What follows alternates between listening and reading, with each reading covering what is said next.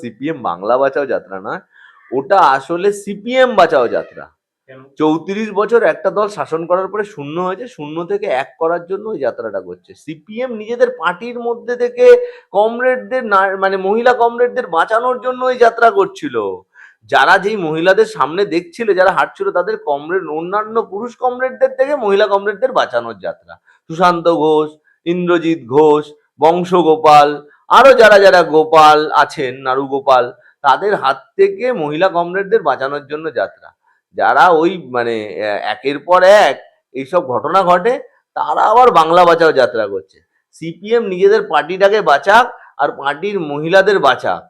শেষ করেছেন সেলিম বাবু ওই দেওয়ানপাড়ার মাঠে বেলঘরিয়ায়, সেখানে তিনি বলছেন লাল আবি জিন্দা হ্যায়। না না, জিন্দা কে বলেছে জিন্দা থাকবে না? জিন্দা তো হ্যাঁ।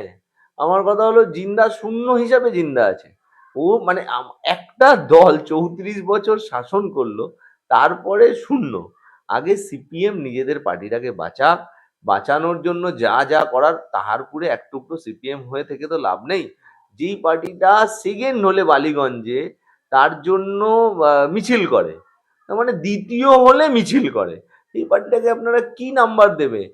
আমরা বারবারই বলছি, ওই কুচবিহার থেকে কাকদ্বীপ সিপিএম শূন্য থেকে এক হওয়ার জন্য যে যাত্রা করছে শূন্যই থাকবে। কিন্তু আসলে যেই মহিলা নেত্রীরা, যারা ওই আগুন পাখি পাখি যারা যারা আছেন, যারা সামনে থেকে হাঁটলেন, আসলে সিপিএম এর মহিলাদের এইসব ইন্দ্রজিৎ ঘোষ, সুশান্ত ঘোষের হাত থেকে রক্ষা পাওয়ার যাত্রা করলেন।